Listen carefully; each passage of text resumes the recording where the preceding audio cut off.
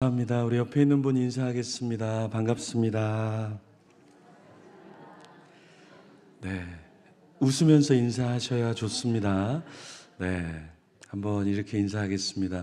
오늘따라 어려워 보이십니다.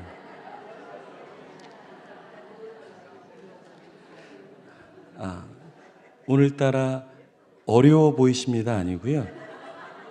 얼굴 딱 보시고 어려워 보이십니다. 그러시면 상처 입어요. 어려워 보이십니다. 이렇게 인사하셔야 돼요. 네, 옆에 앉아주는 게 얼마나 감사한지 몰라요. 이렇게 마음에 안 들면 끝에서 끝에 이렇게 가 있게 되고, 이 두 분 목회자 보세요. 얼마나 외로워요.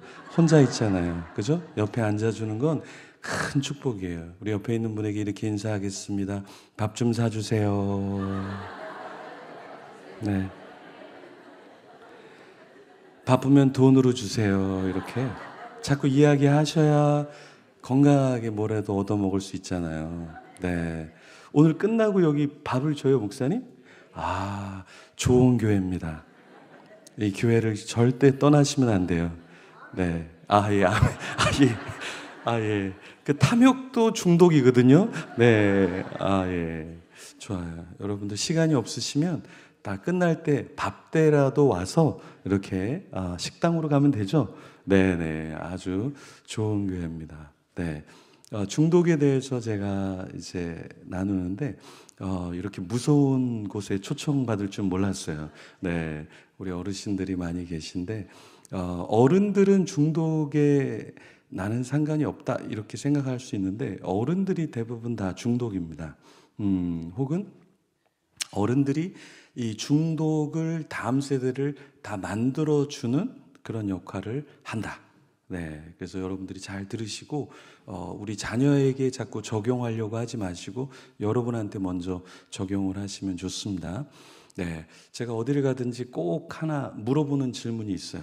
그래서 여러분들이 한번 답해 보시면 좋겠는데 나는 중독적인 성향이 있는 것 같다. 나는 중독에 조금 빠져 있는 것 같다라고 생각하는 분은 살짝 한번 손을 한번 들어봐 주시겠어요? 네, 좋습니다. 예, 좋아요. 예, 손 내리셔도 되겠습니다. 네, 지금 손 드신 분들은 건강하신 분들이에요.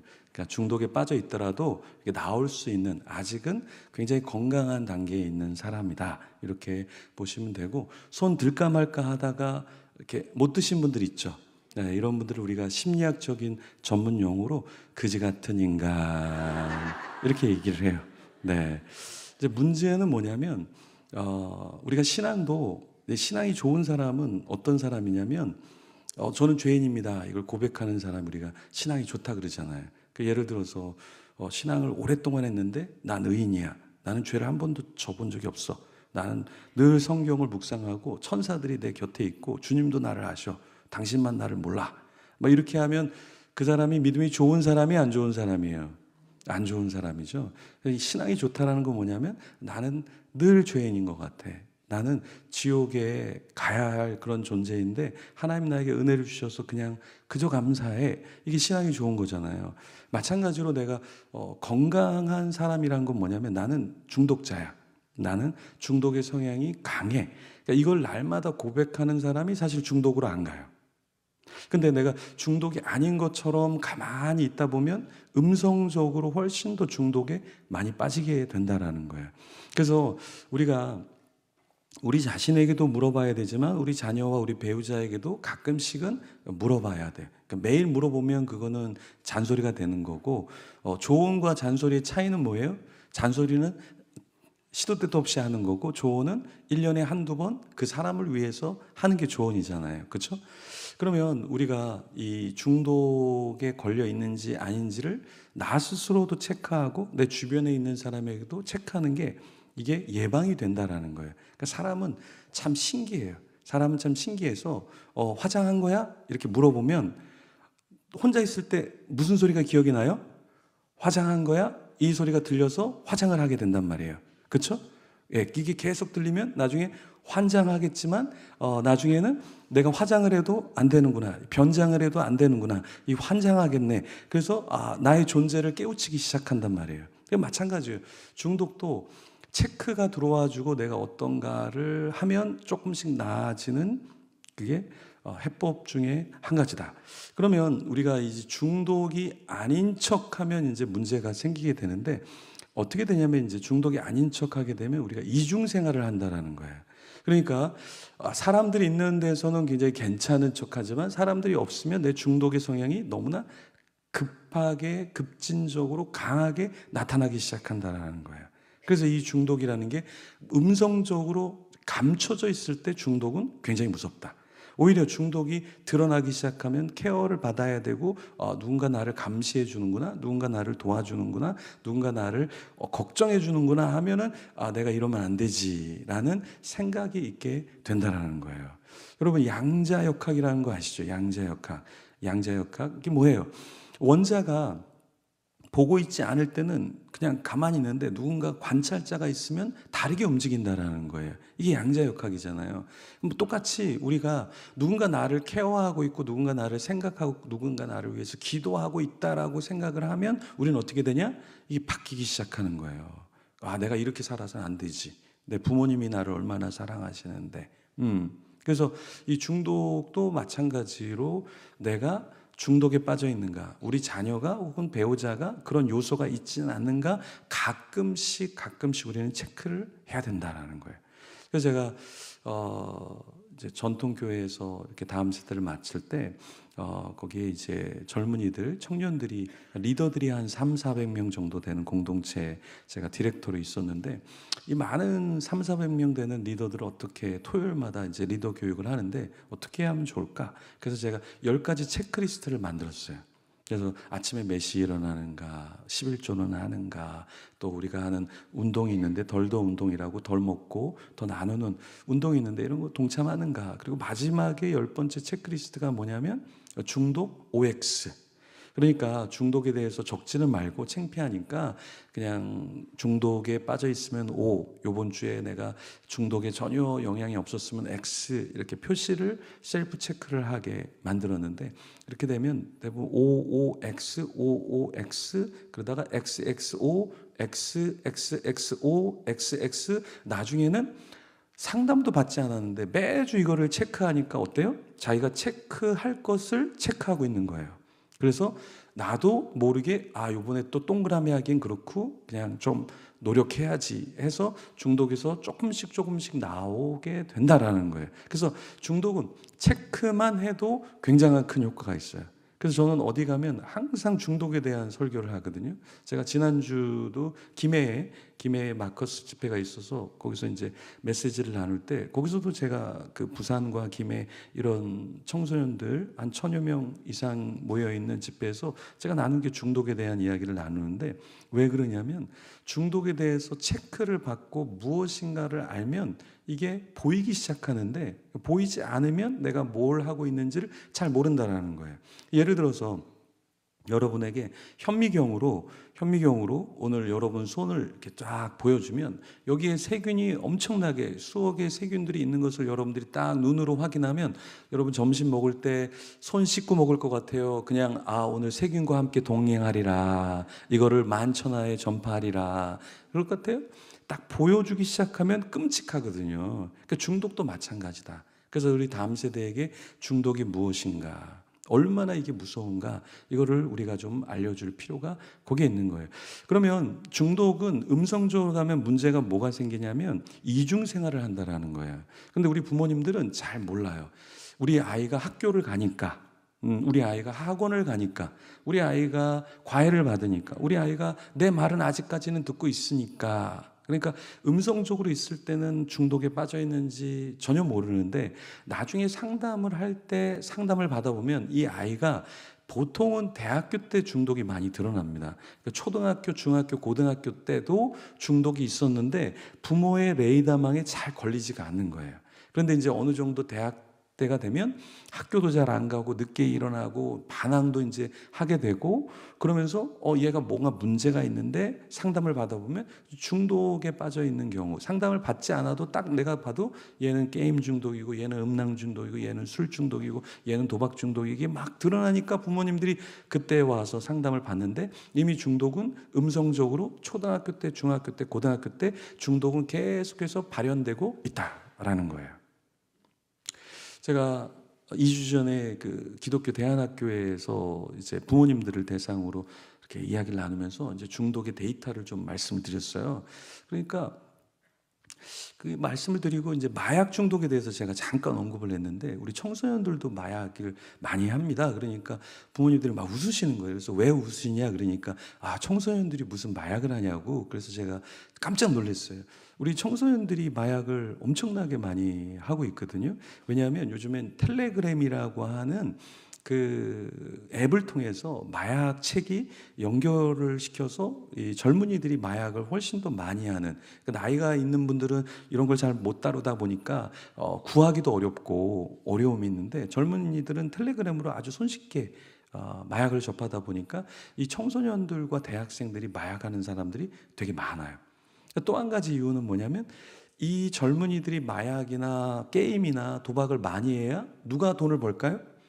그거를 판매하는 사람들이 돈을 많이 벌잖아요. 그래서 오히려 중독은 우리 아이들이 약하기 때문에 중독에 걸리는 게 아니라, 이 상업적으로 아이들이 중독에 빠져줘야 기업이 돈을 벌기 때문에 중독에 걸리지 않을 수가 없다라는 거예요. 그래서 마약도 예전에는 수십만 원, 수백만 원 했지만 이게 단가가 이제는 몇만 원으로 떨어졌어요. 그러니까 유럽이나 미국이나 이런 북미에 이런 마리아나 한 대, 마리아나 주사, 뭐 이런 마약 주사가 얼마에 팔릴 것 같아요, 여러분? 얼마에 팔릴 것 같아요? 맞추시는 분은 제가 마약 선물로 하나 드릴까요? 마약이 얼마냐면 3불밖에 안 해요, 3불. 그래서 여자들이 몸을 얼마에 파냐면 길거리에서 3불에 팔아요, 3불. 그러면 주사 한 대 얻을 수 있으니까. 그러니까 외국에서는 담배가 뭐 8불, 10불, 12불, 14불 주마다 다르지만, 담배가 이렇게 고가지만 마리아나는 몇 불도 안 해요. 왜? 세금이 안 붙으니까. 그러니까 세금이 안 붙으니까 저렴하고 오히려 용이하게 구할 수 있는 게 마약 종류예요. 그렇죠? 이런 것처럼 이제는 시대가 바뀌었기 때문에 오히려 이 일반적인 담배가 훨씬 더 비싸고 마약이 앞으로는 훨씬 더 싸질 거예요. 왜? 많이 보급을 시키면 시킬수록 중독자가 양산이 돼야 돈을 많이 벌기 때문에 그런 거예요. 그래서 우리 다음 세대들이 이제 이중 생활을 하기 시작하는데, 부모는 절대 눈치를 챌 수가 없다. 그래서 마약도 그렇고 게임도 그렇고 도박도 그렇고 우리 다음 세대들을 다 타겟으로 여러분 하기 때문에 우리 다음 세대가 중독에 안 걸릴 수가 없는 거예요. 그리고 이제 문제는 뭐냐면, 우리가 너무 무지하기 때문에 우리 아이들을 다 중독자로 배출하고 있다라는 거예요. 그래서 제가 쓴 책에, 제가 책을 중독책을 4권 정도 썼는데, 처음에 썼던 책이 중독 A to Z라는 책이에요. 중독 A to Z라는 책에 챕터 2에 제가 뭐라고 제목을 적었냐면, 중독의 모체 부모, 이렇게 적어놨어요. 그러니까 우리는 아이를 붙잡고서 너 왜 중독에 빠졌어? 너 내가 뭐 못해준 게 뭐 있어? 그러는데 대부분 아이들이 중독에 빠지는 거는 부모 때문에 빠져요. 네. 그 왜 그러냐면, 중독에 빠지는 이유는 뭐냐면, 중독은 보상으로 빠지는 게 중독이거든요. 그러니까 여러분들이 집에서 충분히 사랑해 주지 못하면 아이들은 난 사랑받지 못하고 있는 것 같아. 그래서 중독으로 빠지는 거예요. 또 한 가지는 뭐냐면, 사람에게는 2가지 탱크가 필요한데, 사랑의 탱크가 채워져야 되고 또 하나는 인정이라는 탱크가 채워져야 되는데, 인정이라는 탱크가 채워지지 않으면 그거를 인정받고 싶어 하잖아요. 그래서 중독으로 빠지는 거예요. 그러니까 여러분들은, 우리 친구들이 게임을 많이 하니까 얘가 왜 게임을 좋아하는가 하죠? 근데 그 친구들한테 물어보면 게임이 재밌어서도 하지만 그 게임의 세계에서 인정을 받을 수 있거든요. 학교에서는 인정을 못 받아요. 집에서 인정을 못 받아요. 교회에서는 신앙이 없다 그래요. 근데 게임의 세계만 가면 자기가 왕이 되거든요. 거기서는 같이 이야기할 친구들이 있거든요. 거기서는 익명의 친구들이 자기를 막 받아주거든요. 근데 일반적인 세상에서는 선생님에게 말 걸기도 어렵고 친구랑 친해지기도 어려운데, 그 게임 세계는 그냥 1시간, 3시간, 5시간 게임할 때 나를 받아주는 사람들이 너무 많은 거예요. 여긴 사랑을 받을 수가 있어요. 여기 인정을 받을 수가 있어요. 그래서 게임을 하는 거예요. 친구를 만나러 가기도 하고 그 세계에서 인정을 받고 싶어 하는 거예요. 그래서 아이들이 중독에 빠지는 것은 보상이라는 거예요. 중독은 도박도 그렇고 술도 그렇고 이게 다 내 삶에 무언가를 끄집어 당겨서 쾌락을 맛보고 보상을 쉽게 받으려고 하는 것이 바로 중독이라는 거예요. 음란물도 마찬가지로 내가 성적인 대상을 쉽게 구할 수 없잖아요. 그러니까 음란물이라는 것을 통해서 쉽게 성적인 쾌락을 맛보는 거예요. 그러면 쉽게 만족이 되니까. 근데 이게 계속 반복되면 어떻게 되냐면 이 뇌가 망가지기 시작하거든요. 중독자인지 아닌지는 그냥 가서 CT 촬영 한번 하면 중독자의 뇌는 이렇게 쪼그라들고 나비 모양의 구멍이 뚫려요. 그래서 여러분들이 집에 가셔서 오늘 검색할 때 중독자의 뇌 이렇게 검색하면 중독자의 뇌가 이 온라인상에 되게 많이 나와 있어요. 중독자의 뇌는 일반인의 뇌와 완전히 달라요. 그래서 얘가 왜 고쳐지지 않지? 뇌가 망가졌기 때문에 그렇다라는 거예요. 중독은 이제 뇌와 관련이 있는데 뇌 중에서 도파민과 관련이 있어요. 도파민. 그러니까 하나님이 우리를 어떻게 만드셨냐면 우리는 가만히 있어도 도파민이 나올 수 있도록 만드셨어요. 그래서 예를 들어서 제가 이렇게 물을 보고 와 이거 물이네 마시면 좋겠다 이렇게 생각하면 벌써 도파민이 막 나와요. 여러분들 이렇게 맛있는 음식 보면 막 기뻐하잖아요. 그죠? 막 그거 보면서 기뻐하면서 다음에 또 뭐 먹지? 뭐 먹을까? 이렇게 또 기뻐하잖아요. 그렇죠? 우리는 먹는 것을 통해서도 도파민이 나와요. 아름다운 장면을 보면도 도파민이 나와요. 그렇죠?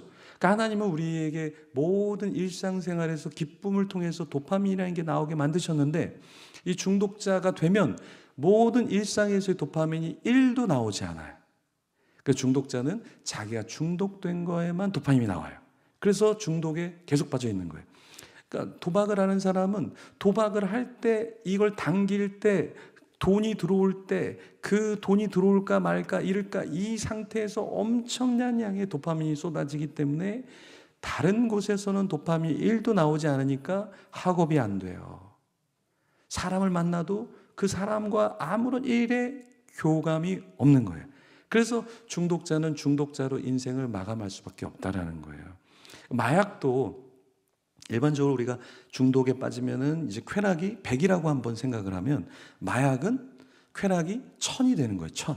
갑자기 1000이라는 그 쾌락 지수가 확 올라가 버리면 그 다음에는 이 쾌락을 맛볼 수 있게 해주는 것이 아무것도 없는 거예요.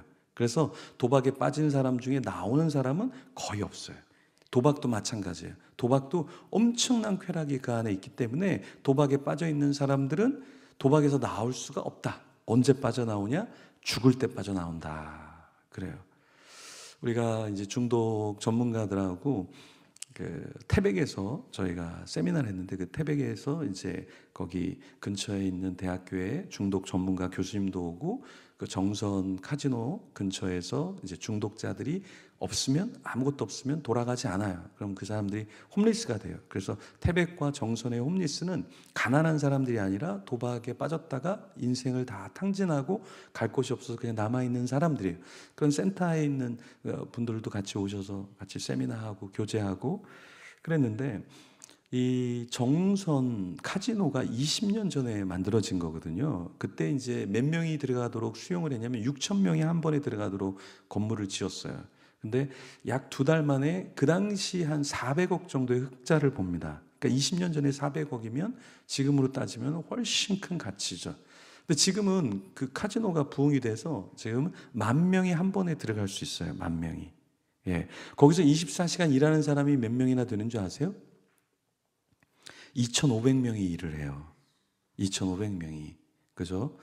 그곳에서 사람들이 돈을 딸까요? 못 딸까요? 절대 못 땁니다. 여러분, 도박은 따도 어떻게 생각하는 줄 아세요? 내가 땄다라고 생각해서 그것을 투자금으로 생각을 해요. 그래서 다시 도박장을 다시 들어가는 거예요. 그럼 잃으면 어떻게 될까요? 잃으면 잃었으니까 본전을 만회하려고 또다시 투자를 한다라는 거예요. 그렇죠? 예. 그래서 이 도박에서는 돈을 딸 수가 없어요. 청소년들은 도박을 어디서 하느냐? 청소년들은 거기까지 못 가죠. 왜냐하면 19세 이상 돼야지 들어갈 수 있는데 못 가고 안 들어갈 수밖에 없고 못 들어갈 수밖에 없죠. 그런데 청소년들은 다 이 온라인으로 도박을 합니다. 그래서 청소년들 집회할 때 스포츠 토토 아는 사람 손 들어봐 그러면 거의 다 들어요. 모르는 사람 그러면 거의 없어요.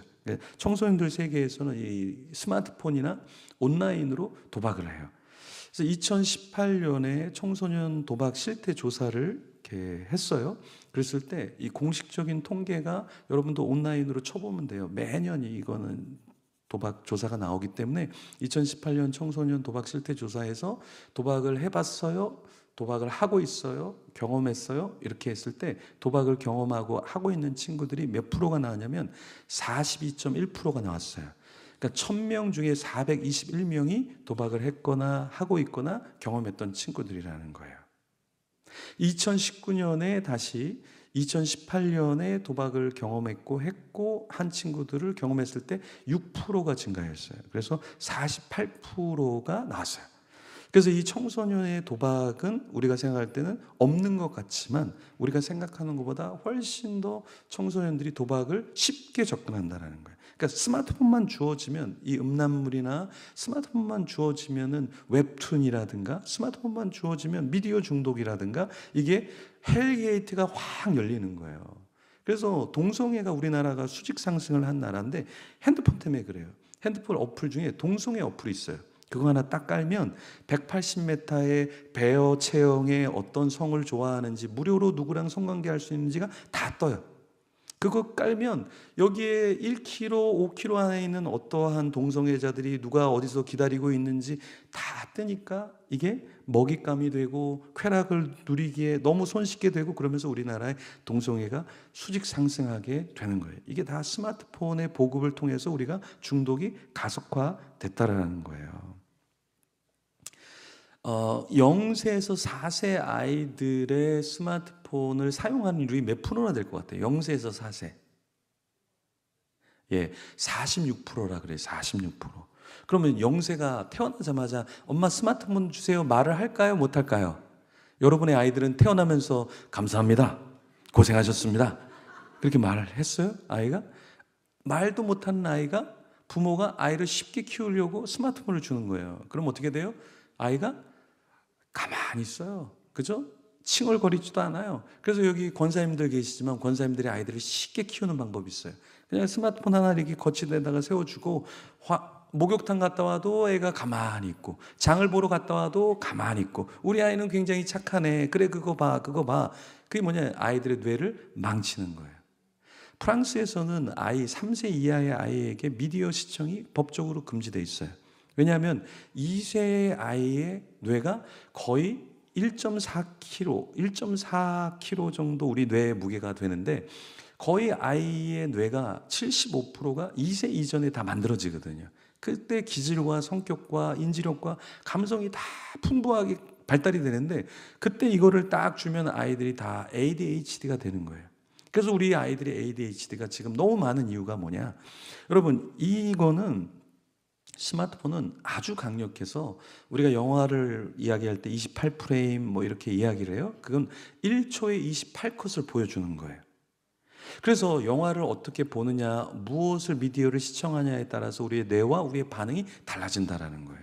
예를 들어서 여러분이 여기에 주부이신 분들 많은데 만두를 여러분들이 예를 들어서 마트에 가서 집는다.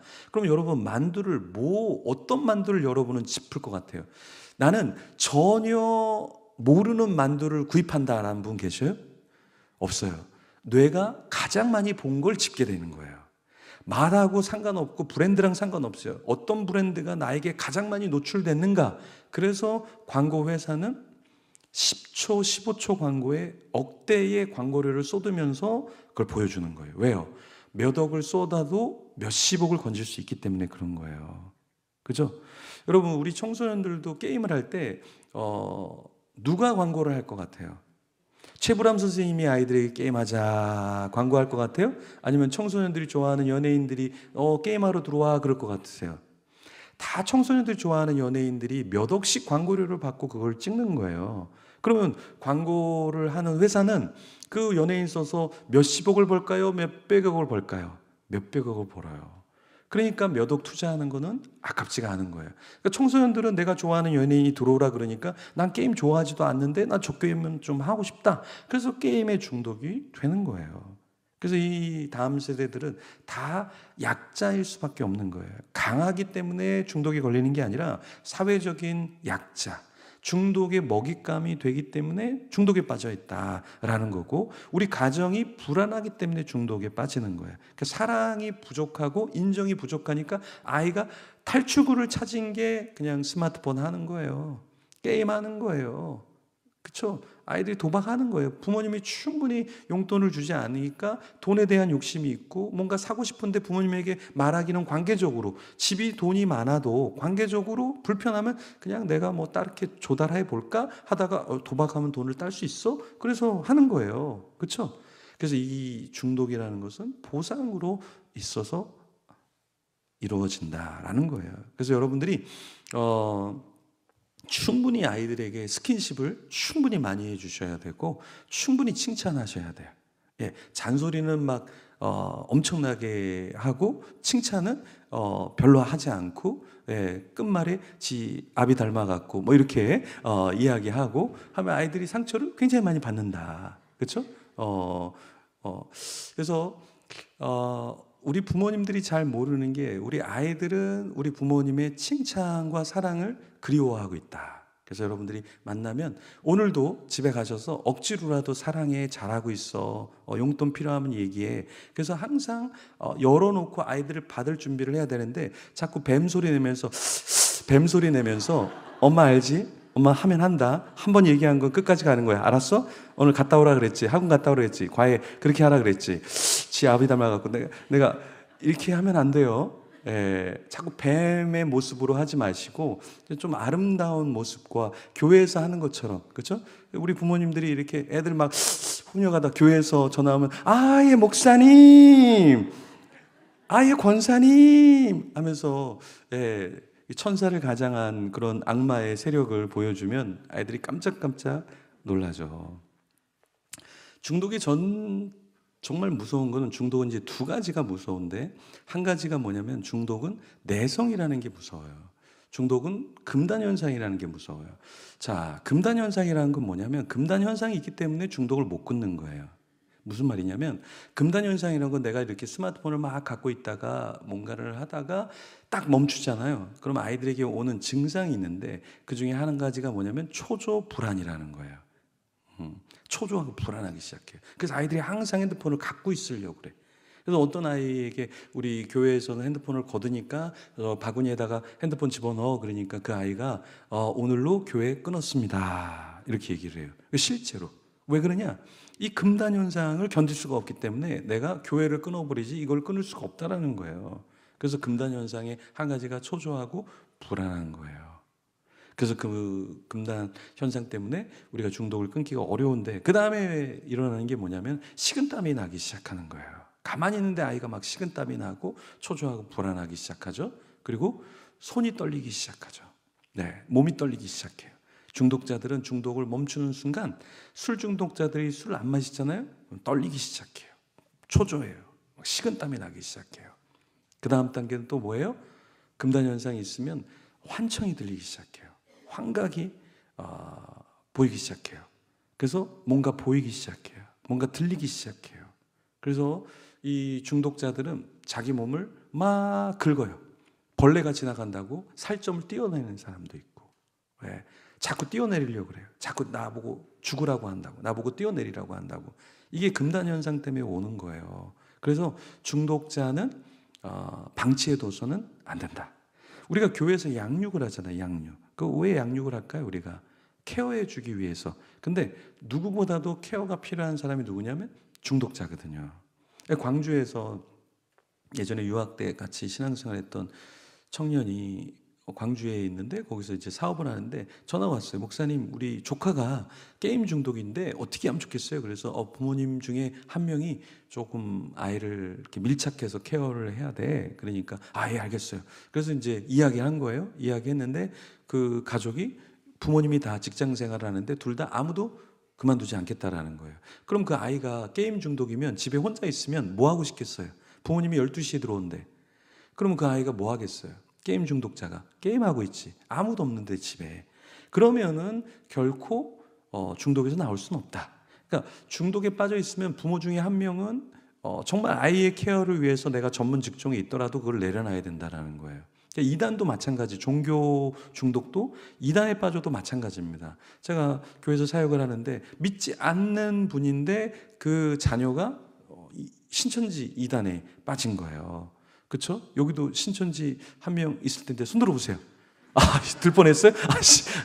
들 뻔했네. 깜짝 놀랐죠? 예. 이 교회 신천지 한두 마리씩은 꼭 이렇게 들어오거든요. 네. 신천지에 빠져 있으니까 부모가 직장을 그만두고 아이를 해야 되는데 그 어머니가 전문 직종이었는데 믿지 않는 분이었거든요. 직장을 그만두고 그 자녀를 데리고 이단 상담센터에 들어가서 3개월 동안 교육을 받았어요, 같이. 이렇게 해야 이단의 종교 중독에서 빠져나올 수 있거든요. 그러니까 여러분도 마찬가지로 나를 강건하게 우리 자녀를 중독에서 안전하게 하려고 그러면 밀착이 좀 필요해요. 아이를 케어해주고 같이 있어만 줘도 그러니까 같은 공간이 아니라도 집에만 있어줘도 아이가 저기에 거실에 있지만 내가 요리만 해도 아이는 안정감을 갖고 내가 중독에 더 이상 빠지지 않는다라는 거예요. 금단 현상이라는 거, 이거를 넘어서는 것이 사실은 쉽진 않아요. 그래서 여러분들이 여기 이제 아버지도 와 계신데 우리 아버지는 어떻게 해야 되냐면 아이가 게임을 하고 있을 때는 게임에 대해서 얘기하면 안 돼요. 엄마도 마찬가지예요. 엄마들도 아이가 게임을 하고 있으면 그때는 아무것도 안 들려요. 여기서 지금 낫으로 죽이고 있고 총으로 죽이고 있고 게임, 아이들 하는 게임 보시면 다 죽이는 게임밖에 없어요, 여러분. 처음에는 이제 메이플 스토리라고 되게 이렇게 아기자기한 귀여운 게임에서 시작하지만 중독은 강화가 일어나거든, 강화. 그래서 극단적으로 강화가 일어나기 때문에 순전한 게임이 없어요. 다 죽이고 뭐 살인하고 뭐 어떻게 집단 공격하고 뭐 이런 거밖에 없거든요. 자, 낫으로 이렇게 게임에서 죽이고 있고 칼로 죽이고 있고 총으로 죽이고 있는데 이제 엄마가 야, 그만해. 그러면 이렇게 죽이고 있다가 쳐다봤어요. 누구를 죽이려고 할까요? 부모를 죽이려고 그래요. 그래서 부모님들이 상담받으면 애 눈빛이 너무 무서워요. 애 눈빛이 왜요? 여기서 계속 죽이고 있는데 죽이고 있는 걸 못하면 못하게 하는 사람을 죽이려는 금단 현상이 나타나기 때문에 죽이려고 하는 거예요. 그래서 최근에도 한 부모님이 상담을 받는데 우리 아이가 중학교 1학년, 2학년 때는 게임을 해도 목사님 너무 착했어요. 근데 중학교 3학년이 되더니 완전 성격이 바뀌었어요. 그래요. 근데 이제 자기가 일을 하니까 이제 어머님이 이제 돌봐주시는데 어머니 몸무게가 40kg도 안 나가는데 그 아이가 중3이 돼가고 70kg가 넘는 아이가 40kg인 어머니를 밀어버리는 거예요. 게임 못하게 하면 욕하고 할머니 욕하고 나가라고. 근데 이 아이가 진짜 이런 아이가 아니었는데 너무 온순한 아이였는데 목사님 얘가 왜 이렇게 바뀌었을까요? 여러분 아이들이 게임하면서 이 3대3 게임하면서 아이들이 게임만 하는 게 아니라 말을 합니다. 여러분 말. 그럼 이 말을 하면 되게 착한 말, 아름다운 말을 할까요? 아니면 거친 말을 할까요? 거치게 말하거든요. 예를 들어서 이렇게 3대3 하는데 얘가 실수로 성을 함락을 시켰어요. 그러면 저쪽에 있는 친구가 우리 성이 함락됐네. 여호와는 나의 목자시니 부족함이 없으리로다. 또 하나 지으면 되죠. 참 잘하셨어요. 게임을 할 때마다 너무 이렇게 함락을 잘 당하시고 우리의 부족함과 연약함을 깨우치시니 감사합니다. 이런 친구 있을 것 같아요? 아니에요. 심각하게 욕합니다. 인격 모독하면서 너 같은 거는 뭐 하면서 막 이럽니다. 이런 막 욕설과 이런 걸 많이 당한 친구가 나중에 게임을 잘하면 다시 게임을 못하는 친구가 나타나면 괜찮아, 나도 욕 먹었으니까 넌 괜찮아 이럴 것 같아요? 똑같이 배운 대로 똑같이 해줍니다. 그래서 이 언어가 바뀌기 시작하는 거예요. 눈빛이 바뀌기 시작하는 거예요. 사람은 그 사람이 누구랑 있느냐에 따라서 그 인격과 모든 것이 바뀌거든요.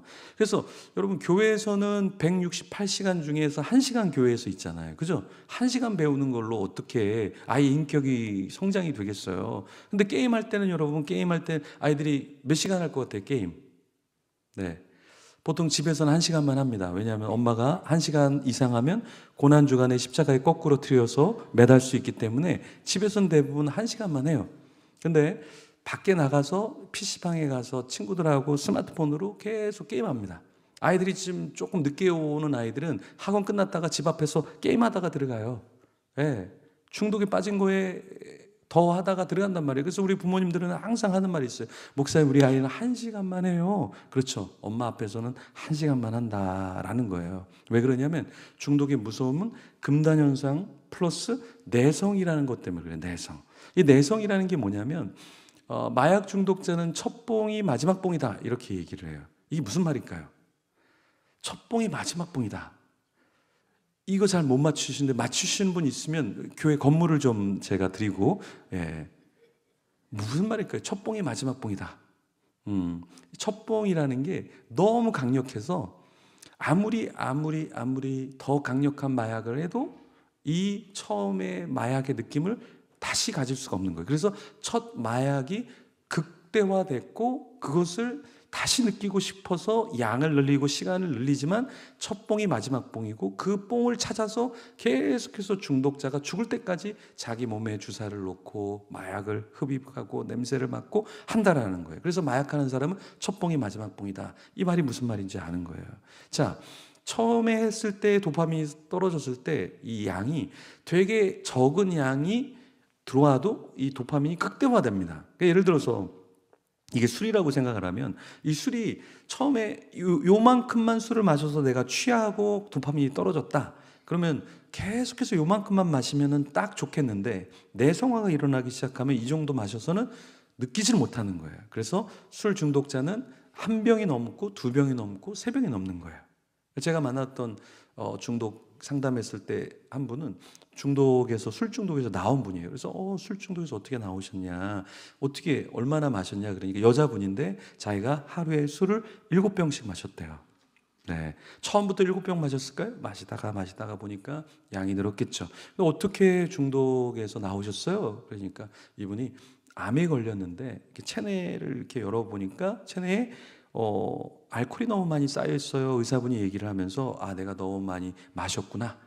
술 때문에 내가 암에 걸렸나? 그래서 그날로 술을 딱 끊었는데 또 감사하게 암이 낫기 시작한 거예요. 그래서 지금까지 술을 안 마시고 있습니다. 그래서 중독 세미나 할 때 잠깐만 5분만 좀 간증해 주실 수 있냐? 그러니까 하겠다고요. 그래서 이분이 이렇게 나왔는데 말을 하다가 자꾸 필름이 끊겨요. 그래서 남편 얘기했다가 자녀 얘기했다가 자기 얘기했다가 필름이 쭉쭉 끊겨요. 그 이유는 뭐냐면 술 많이 마시는 사람이 필름이 끊긴다 그러죠. 그런 것처럼 중독자들은 뇌가 손상이 되어 있기 때문에 자기가 말을 하다가 무슨 말을 하는지 까먹어요.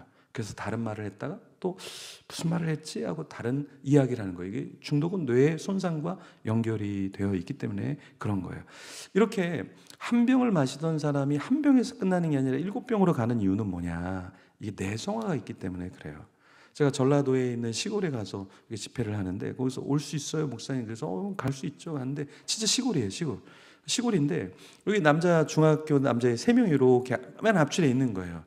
그래서 이제 막 중독 얘기하면서 자, 2시간 하면 몇 시간 합니까? 4시간. 4시간 하면 몇 시간 합니까? 얘네가 답을 다 맞춰요. 8시간 한 다음에 몇 시간입니까? 16시간 다음에 몇 시간 합니까? 32시간 하고 싶습니까? 그러니까 이 친구 3명이 할렐루야 그러더라고요. 그래서 제가 놀렐루야 이 중독의 죄인들이요 그랬는데 여러분들 우리가 생각할 때는 2시간 하면 3시간 할 것 같잖아요. 4시간으로 가요, 중독은. 4시간 하면 이제 5시간만 하면 만족할 것 같잖아요. 8시간으로 가요. 8시간 하면 이제 만족할 것 같잖아요. 10시간만 하면 될 것 같잖아요. 16시간으로 가요. 이 중독은 내성화가 있기 때문에 그 양을 훨씬 더 많이 시간을 많이 늘려야 되는 거예요. 그래서 마약도 마찬가지로 마약은 처음에 대마초라고 하는 자연에서 가져오는 마약을 우리가 하겠는데 약해요. 그래서 마약을 조금 응집을 시킨 게 뭐냐면 이게 몰핀이라는 거예요. 몰핀.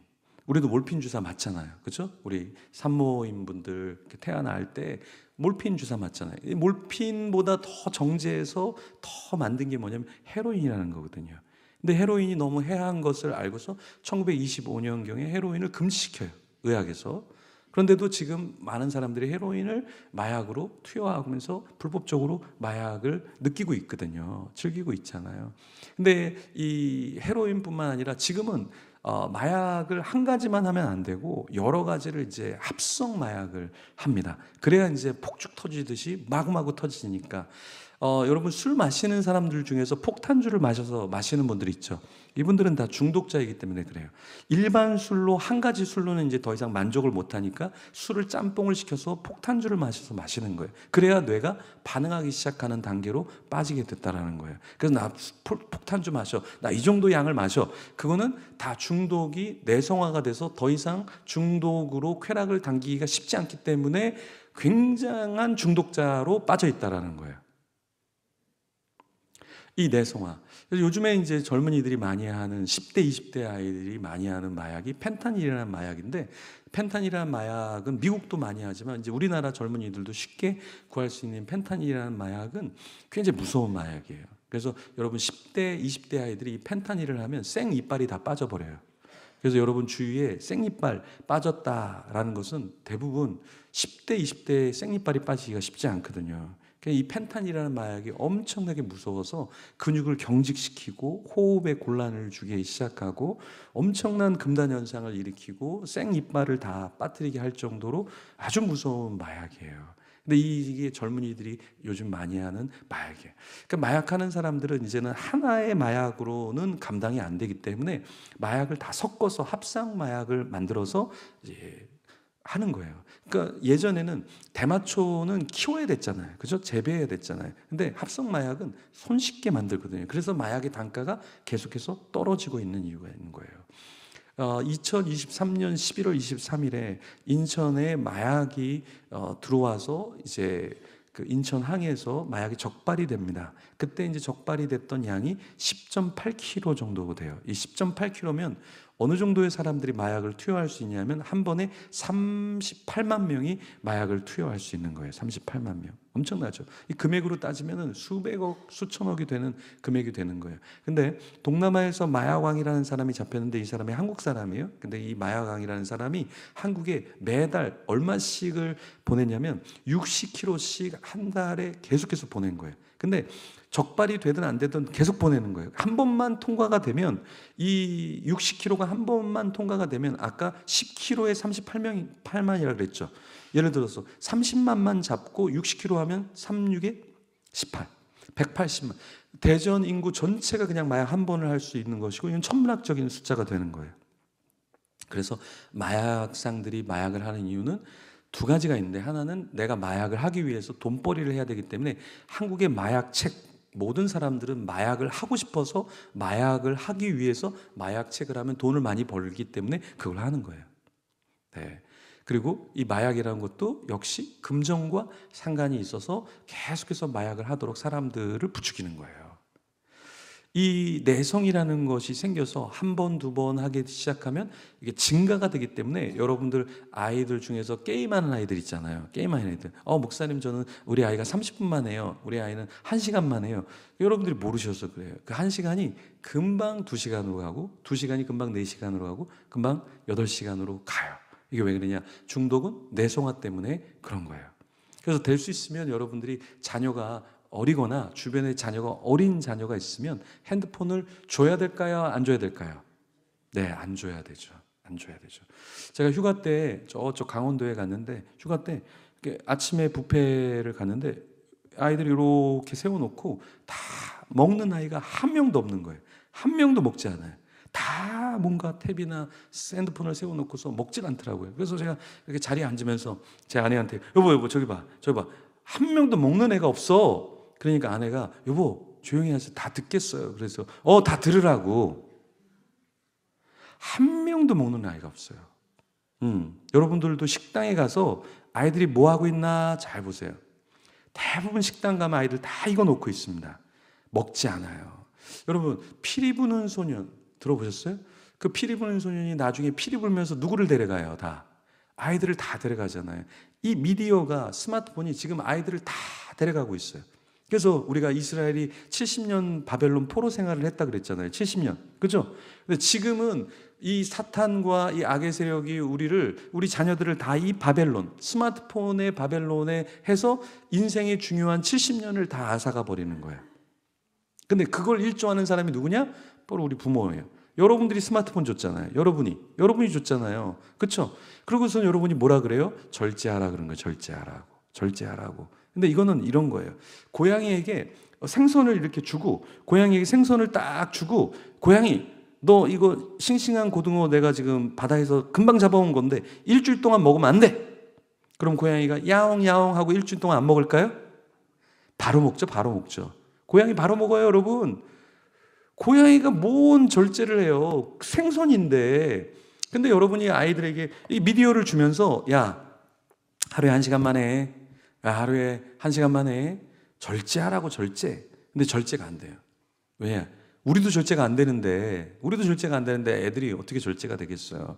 세계보건기구에서 청소년의 나이를 18세로 잡지 않고 25세로 잡고 있습니다. 지금 세계보건기구에서. 왜 25세로 잡냐면 뇌과학적으로 이 절제를 담당하는 전두엽이 발달되고 마무리 짓는 단계가 25 정도 된다라는 거예요. 그래서 요즘에 대학생들 보면 이게 고등학교 4학년인지 이게 성인인지 구별이 잘 안 가죠. 왜요? 아직 25살까지 자기가 절제를 하고 아주 진취적으로 합당한 독립적인 판단을 하기에는 아직 부족한 부분이 있다라는 거예요. 그래서 25까지는 우리가 청소년으로 간주한다. 이게 세계보건기구의 정책 방향이라는 거예요. 여러분 마찬가지입니다. 우리 아이가 절제가 없는데 그 절제가 없는 아이에게 스마트폰을 주고 네가 알아서 절제라는 것은 말이 안 되는 거예요. 그렇죠? 그래서 여러분들이 자녀에게 스마트폰을 이미 줬다면 이걸 어떻게 절제할 것인가를 우리는 끊임없이 고민을 해야 된다. 그래서 스마트폰을 만약에 줬다면 네 방에서는 스마트폰은 안 돼. 스마트폰 할 때는 여기 거실에서만 해야 돼. 컴퓨터는 거실에서만 해야 돼. 이런 약속들을 해야 된다는 거예요. 그렇지 않고 이 핸드폰을 이제 방으로 가져가는 순간 아이들은 잠을 자지 않습니다. 절대 잠을 자지 않아요. 예. 방에 컴퓨터가 있는 순간 부모는 잠을 자지만 아이들은 잠을 자지 않는다. 광주에서 공주죠, 공주. 공주에서 이제 청소년 집회를 이번 여름에 하는데 청소년들이 쫙 있는데 청소년 집회인데 초등학교 2학년 아이가 이렇게 와 있어요. 맨 앞에 앉아 있더라고요. 그래서 제가 이제 청소년들에게 12시 전에 잠자는 사람 손을 거의 안 들어요. 12시 이후에 잠자는 사람 거의 다 들어요. 근데 이 친구가 초등학교 2학년 아이가 손을 드는 거예요. 그래서 제가 묻지도 않았는데 수많은 사람이 있는데 저는 엄마가 잔 뒤에 체크하고 12시에 다시 일어나서 밤새 게임을 합니다. 얘기하는 거예요. 큰 소리로. 초등학교 2학년 아이가. 그래서 너 여기 어머니 안 오셨지? 그러니까 뒤에 스텝으로 섬기고 계십니다. 그날 아마 천국과 지옥을 많이 왔다 갔다 했을 거예요. 아직 초등학교 2학년이니까 생각이 없어서 그냥 자기의 진실을 얘기해 버린 거죠. 근데 그 캠프를 섬기는 어머니가 애 혼자 집에 놔둘 수 없으니까 캠프를 그냥 데려온 거예요. 그래서 이제 예배를 참석하는데 어머니가 그거 알았을까요? 초등학교 2학년 아이가 엄마 아빠가 12시에 자는 걸 다 확인하고 12시에 일어나서 밤새도록 게임한 걸 알았을까요? 전 절대 몰랐다고 봐요. 대부분 상담하는 케이스에 보면 다 야밤에 도박을 하고 야밤에 게임을 하거든요. 근데 부모님들은 절대 그걸 모르죠. 그거 알았으면 청소년의 그 시기에 상담을 받으러 오는데 대부분 상담 받으러 오는 사람들은 아주 극한 중독이 아니면 대부분 고등학교나 대학교 때 중독이 드러나거든요. 우리가 모르는 것 뿐이지 아이들이 어떻게 생활하는지를 모르는 것 뿐이지 중독은 가속화를 달리고 있다. 왜? 중독의 내성화 때문에 그런 거예요. 제가 그 선한 목자교회에서 금요 집회를 하고 끝난 뒤에 집에 들어갔는데 아침에 일찍 전화가 왔어요. 그래서 전화를 받아보니까 이제 그 교회에서 이렇게 예배드리고 자기의 조카가 도박 중독인데 이거 어떻게 하면 좋겠느냐 그래서 이제 상담을 했는데 그 조카가 20대 초반인데 도박을 이제 중고등학교 때부터 계속 했는데 도박 빚이 얼마냐면 7억이에요. 20대 초반이 7억이에요. 근데 2억을 아버지가 거래하는 그 사장님 통장에까지 얘가 손을 댄 거예요. 그래서 이 아이는 자기가 그냥 집에 있거나 학교를 다니면 도박을 끊을 수 없으니까 이 아이는 지금 조카가 자기 감옥에 보내달라 그러는 거예요. 감옥에 보내달라는 거는 자기가 끊을 수 없다는 걸 알아요. 중독자들은. 그러니까 감옥에 들어가야 내가 더 이상 피해를 입히지 않으니까 스스로 자기를 절제할 수 없음을 알기 때문에 감옥에 자기 가겠다라고 얘기를 하는 거예요. 근데 실제로 도박을 하면 이제 5년 이하의 징역으로 이제 가게 돼요. 도박을 하게 되면. 근데 피해까지 입혔으니까 자기 감당이 안 되겠죠. 근데 이제 부모는 이 아이를 자기 아이라고 이제 부모는 이 아이를 버려버린 거예요. 그래서 이제 자기 조카니까 자기가 이 아이를 좀 어떻게 하면 좋을까요? 부모하고 어떻게 연결하고 이 아이를 어떻게 케어하면 좋을까? 이제 상담을 했던 거예요. 고등학교 3학년인데 저 지방에 있는 경산이라고 하는 지방이 있는데 그 경산에서 믿지 않는 어머니가 전화를 주셨어요. 그래서 저는 어떻게 제 전화번호를 아시고 그래서 상담을 받았는데도 잘 안 돼서 목사님한테 한번 전화를 드렸고 우리 아이가 좀 지속적인 케어를 받으려고 교회를 좀 가면 좋겠는데 교회도 좀 추천을 해주시면 좋겠습니다. 이렇게 얘기하더라고요. 그래서 이야기하면서 그래 어디서 상담을 받으셨어요? 어떻게 아이가 어떤 상황이에요? 그래서 상담을 전문적으로 받으러 갔는데 나중에 상담받고 와서 아이가 스포츠 토토 도박을 한 것을 보니까 기록을 보니까 언제 얘가 도박을 했나 봤더니 상담받으러 갈 때 뒷좌석에서 도박을 한 거예요.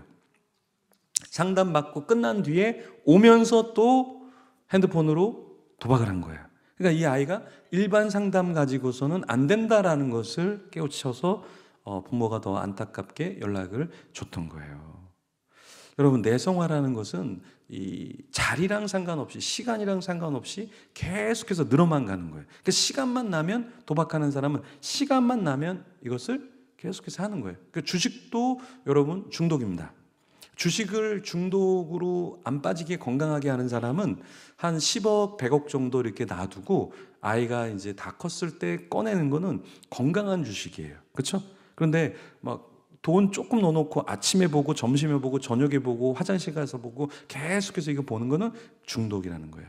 그래서 우리 코로나가 터졌을 때 상담사들이 가장 많이 상담 전화를 어떤 전화를 받았냐면 주식 중독자들의 상담을 가장 많이 받았다라는 거예요. 코로나 때.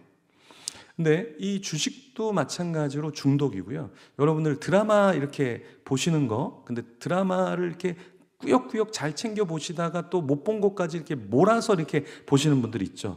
이것도 다 미디어 중독이에요. 미디어 중독. 여러분들이 성경 안 읽었다고 성경을 몰아서 막 2박 3일 이렇게 보진 않잖아요. 그죠? 예. 네. 근데 막 어떤 거는 꽂혀서 막 보잖아요. 이게 다 미디어 중독이에요. 저는 중독 중에 가장 무서운 중독을 뭘로 보냐면 미디어 중독이라고 봐요. 그러니까 우리 아이들이 릴스랑 쇼츠 요거 그리고 10대 아이들은 거의 삼관왕으로 틱톡을 합니다. 그래서 청소년 집회하면 틱톡 하는 사람 다 거의 다 손들어요. 릴스, 쇼츠 다요. 이거는 중독자를 양산하기 위한 프로그램으로 만든 거예요. 그래서 A/B 테스트라 그래서 이 아이가 요거를 보여줬더니 반응을 하면 요거 쪽으로 가고 요걸 보여줬더니 조금 반응 안 하면 또다시 A/B를 만들어서 계속해서 이 아이를 이렇게 튠하는 거예요. 튠. 그래서 이 아이가 어떤 영상을 보여줘야지 계속 3-4시간씩 이걸 보는가를 연구해서 만들어내는 거예요. 릴스, 쇼츠가. 그냥 만들어내는 게 아니에요. 그래서 이 알고리즘에 빠지게 해서 폭력을 좋아하면 폭력물이 계속 올라오고, 예, 연예인을 좋아하면 연예인들을 계속 올리고, 이게 알고리즘으로 아이들을 절대 못 나오게 만드는 거예요. 그래서 그 유재석이 하는 유퀴즈라는 프로그램에 중독 전문가라고 하는 사람이 나타났어요. 그러더니 그분이 쇼츠나 릴스나 이런 거 중독이지 않습니까? 아닙니다. 그게 무슨 중독입니까? 라고 했는데 이분이 그 유튜브 댓글에 엄청 욕을 얻어먹었어요. 왜냐하면 이게 전문가의 오류라는 게 있는데 전문가이기 때문에 내가 다 알고 있다라고 생각하는 거예요. 그래서 오류가 나오는데 쇼츠나 릴스는 엄청난 중독이거든요. 그 댓글에 이렇게 읽어보면 저는 한번 쇼츠하면 밤새도록 하는데 이게 중독이 아닌가요? 우리 자녀는 이렇게 문제가 많은데 그게 중독이 아닌가요? 왜 이 미디어가 중독이 아니라고 생각을 할까요? 마약만 중독이라고 생각할까요? 그건 잘못된 것이다. 이 쇼츠는 엄청 무서워요. 그래서 아이들, 청소년 아이들 쇼츠에 릴스에 그러면 그거는 다 미디어 중독이에요. 이 뇌가 아주 짧은 폼으로 맞춰져 있기 때문에 긴 것에 집중을 못해요. 그래서 아이들이 집중을 못하니까 자꾸 핸드폰 만지고 자꾸 밖에 나가고 자꾸 이렇게 한 게 공부하려고 준비하는 시간이 1시간이에요. 그 공부는 5분 했다가 또 스마트폰 봤다가 이게 다 뭐냐? 중독화 현상이에요. 미디어 중독이라는 거예요. 그래서 지금 아이들이 국영수 중에 가장 안 나오는 과목이 뭐예요? 국어 과목이 잘 안 나와요. 고등학교 가고 나중에 가면 국어가 되게 어려워요. 왜요? 미디어는 말해주고 자막 달려주고 계속 전화 나고 음향 나오는데 이 글은 해독을 해야 돼. 해독. 그러니까 너무 수동적으로 해독했는데 문제가 너무 많아. 그래서 2006년부터 2016년에 OECD 국가 중에 국어력이 떨어지는 나라가 우리나라예요. 계속해서 국어력이 떨어지고 있어요. 이건 통계적으로도 우리가 그런 게 우리는 IT 강국, 우리는 광 랜선이 들어오는 나라이기 때문에 이 온라인 이런 스마트폰이 너무 보급이 잘 되다 보니까 여기에 미디어에 중독이 되니까 글이 읽혀지지가 않는 거예요. 그래서 국어력이 떨어지니까 전체적으로 점수가 낮아질 수밖에 없는 거죠. 공부를 잘하는 아이들은 책을 많이 읽는 아이들이 공부를 잘하잖아요. 그게 왜 그래요? 집중을 잘하기 때문에. 그래서 저는 가장 무서운 중독을 미디어 중독이다 이렇게 보고 있어요. 그러면 마지막, 오늘 제가 여러분에게 대안 세 가지를 이야기하고 기도하는 시간을 좀 갖겠는데, 중독의 대안이라는 것은 첫 번째가 자각이에요.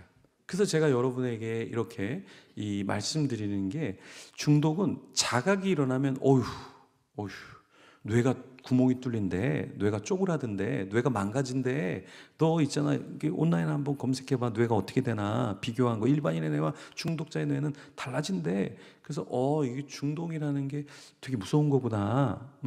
이게 사회적으로 이렇게 나를 중독으로 빠질 수밖에 없게 만드는, 게임 회사가 돈을 벌기 위해서 중독 게임을 만드는구나.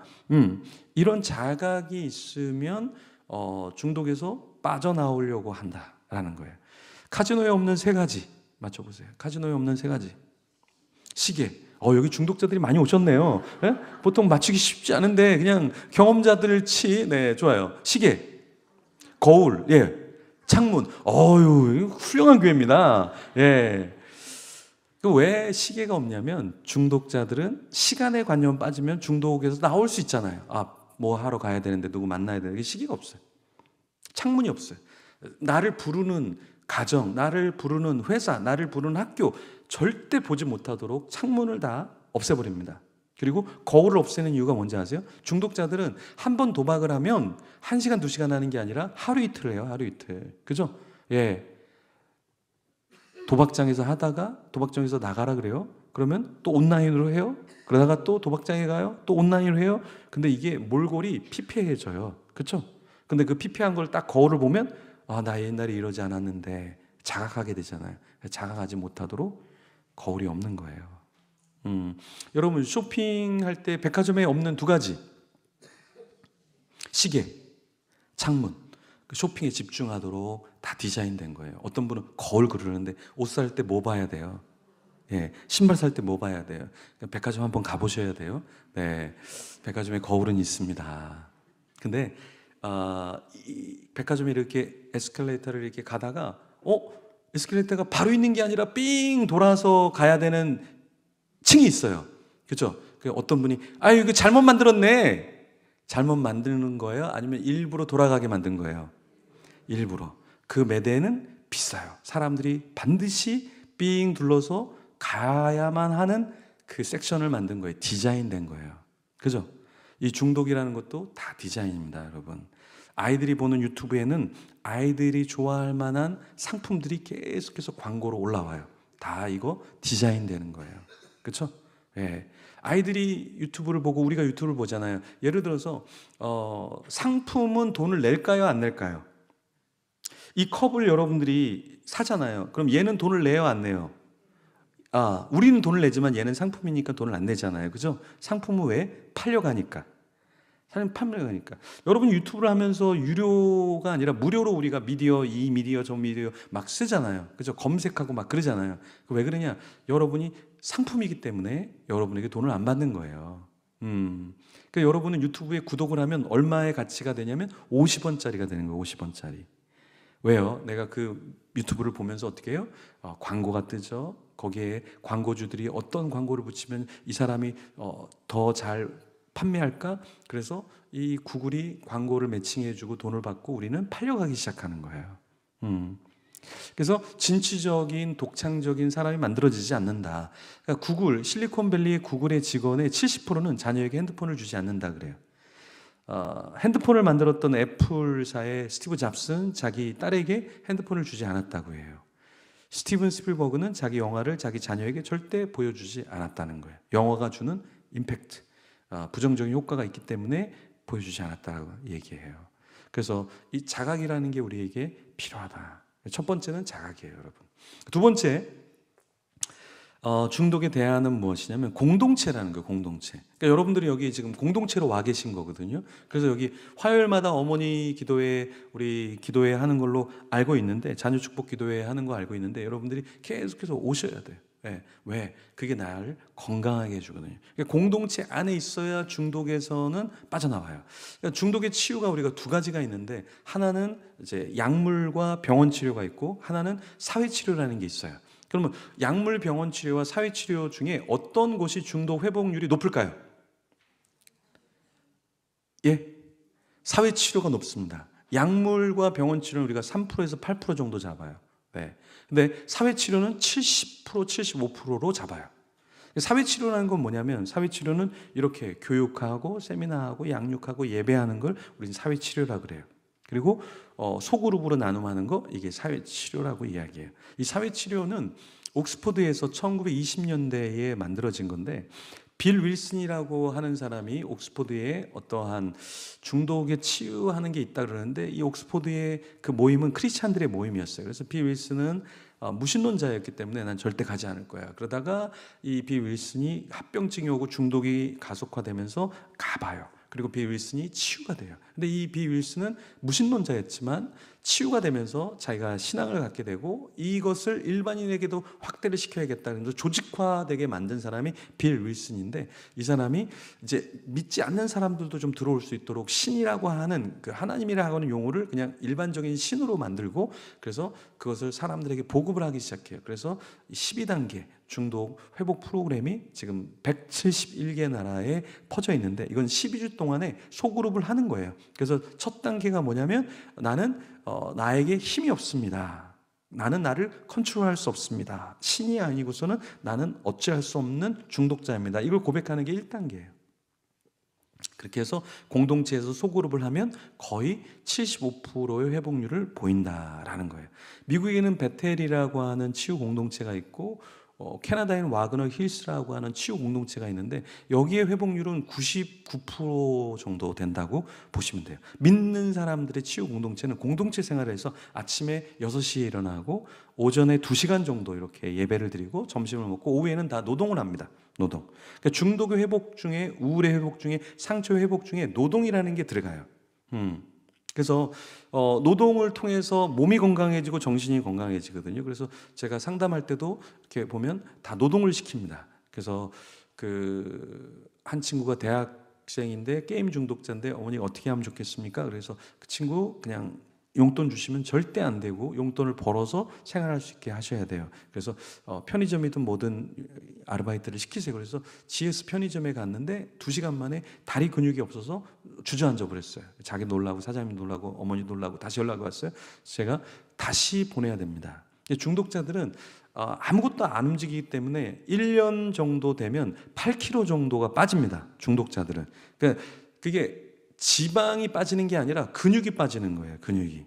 1년 정도만 제대로 중독에 빠지면 체중이 주는데 지방이 빠지는 게 아니에요. 근육이 빠지는 거예요. 그래서 중독자들은 서 있을 수가 없고 노동을 할 수가 없어요. 그래서 다시 아이를 보내라. 그래서 보냈는데, 그 피자를 배달하는 게 아니라 홀에서 서빙하는 거를 이 친구는 3년 정도 하고 몸이 건강해져서 지금은 일도 하고 공부도 하고 있는데, 중독의 회복 중에 한 가지가 뭐냐면 이런 공동체 속에서 일을 하는 거예요. 그래서 여러분이 자녀가 중독에 빠져 있을 때 그냥 자녀 편의상 용돈을 많이 준다. 그러면 그 다 중독 자금으로 씁니다. 도박하는 친구는 도박 자금으로 쓰고요.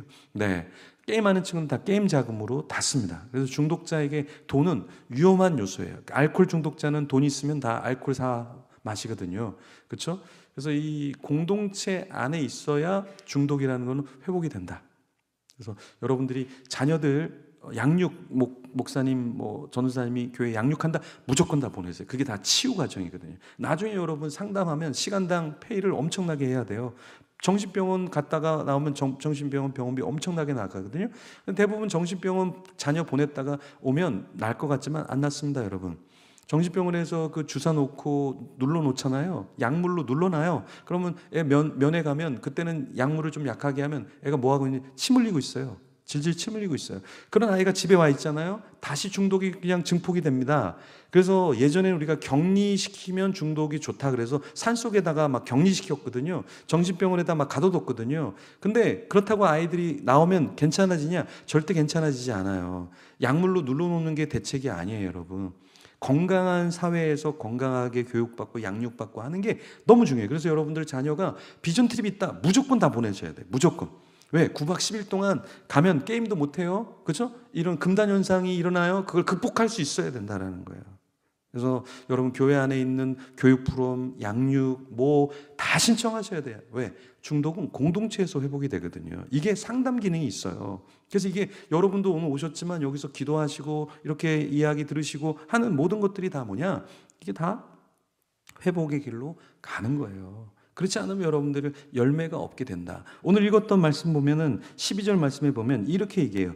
자, 여기에 있는 사람들 가인과 발람과 고라에 대해서 제가 시간상 다 설명을 못 드렸지만 12절에 이러한 중독자들은 애찬의 암초는 뭐예요? 배가 지나갈 때 좌초하게 만드는 거죠. 중독자들은 자기만 무너지는 게 아니라 주변 사람들을 다 무너지게 만들어요. 그래서 중독자들은 우리나라의 중독자가 1,000,000명인데 이 1,000,000명 중에 한 가정에 한 명씩은 중독자가 있다라는 얘기예요. 통계상. 근데 가족들이 다 피눈물 흘립니다. 피눈물 흘려요. 피눈물 흘려요. 왜? 그리고 자기 몸만 기르는 목자다. 중독자는 자기만 생각해요. 제가 삼성역을 이렇게 거니고 있는데 군산에 있는 목사님이 전화를 했어요. 목사님, 우리 교회 집사님, 여자 집사님 남편분이 게임 중독인데 너무 심각해요. 어떻게 상담하면 좋겠어요? 그래서 이렇게 상담하세요. 그런데 그 남편의 문제가 뭐냐면 40대 초반인데 회사를 안 나가고 집에서 게임만 하고 있는 거예요. 아이들이 놀아달라 그러는데 놀아줄까요? 안 놀아줄까요? 안 놀아줘요. 자기 몸만 기르는 목자예요. 술 중독자는 술만 마셔요. 제가 아는 가정의 아버지는 막걸리 중독자예요. 근데 막걸리를 한두 시간 마시는 게 아니라 저녁부터 취할 때까지 새벽까지 마셔요. 그래서 그냥 너무 자녀들에게 안 좋으니까 방에 들어가서 마셔라. 그러니까 매일 방에 들어가서 막걸리를 몇 병씩 맥주를 몇 캔씩 마시는 거예요. 그죠? 자기 몸만 기르는 거예요. 가족들을 돌보는 게 아니라 오히려 가족이 자기를 돌봐야 될 상황으로 빠진다라는 거예요. 이게 중독자예요. 그리고 물 없는 구름이에요. 그럼 구름에는 물이 있어야 되는데 허망하죠. 거기다 열매 없는 가을나무라고 말해요. 가을나무는 열매가 많아야 돼. 근데 중독자는 공부 열매가 하나도 없어요.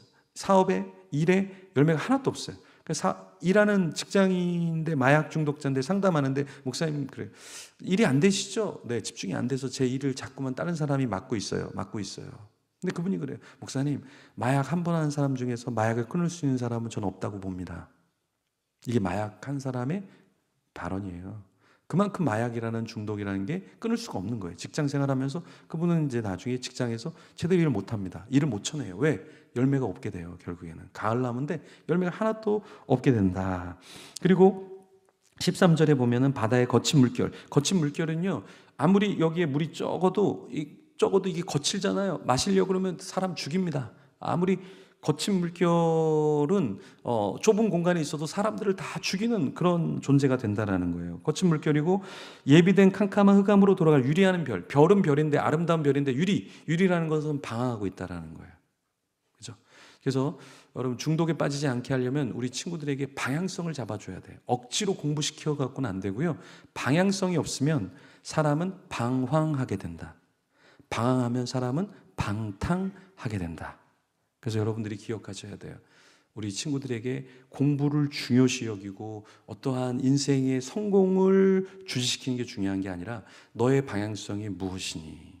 그거를 여러분들이 끊임없이 물어주시고 방향성을 잡아줘야 방황하지 않아요. 그런 친구가 방탕하고 중독에 빠지지 않는다. 그래서 여러분들이 이 중독에 대해서 내게 멀리 있다 생각하시면 안 되고 목회자도 선교사님도 어떠한 배운 사람도 중독은 나랑 근처에 있다라는 것을 항상 아시고 우리 가족도 중독에 얼마든지 빠질 수 있다. 모든 인간은 중독의 성향을 갖고 있다라는 거예요. 그래서 책 중에 중독과 은혜라는 책이 있는데 그 저자가 이런 얘기를 해요. 나는 95%의 중독자를 만나보았고 세상에는 5%의 중독에 빠지지 않은 사람이 있는데 아직까지 5%의 사람을 만나본 적이 없다. 이 말은 인간 모두는 다 중독의 성향과 중독에 빠질 수 있는 존재이기 때문에 다 케어가 필요하다라는 겁니다. 그래서 여러분들도 매주 오셔서 이 기도회 가운데 기도하면 여러분이 회복되고 또 여러분이 건강해지고 그러면서 우리 가정이 건강해지는 겁니다. 자, 제가 기도하고 계속 기도 인도 하도록 하겠습니다. 하나님 감사합니다. 오늘 중독에 대해서 들었는데 하나님 내가 중독자임을 날마다 고백해 하시고 내가 부족함을 날마다 간증케 하셔서 하나님 우리 가정과 내가 속한 곳이 회복되는 역사가 있게 하여 주시옵소서. 감사합니다. 예수님 이름으로 기도드립니다. 아멘.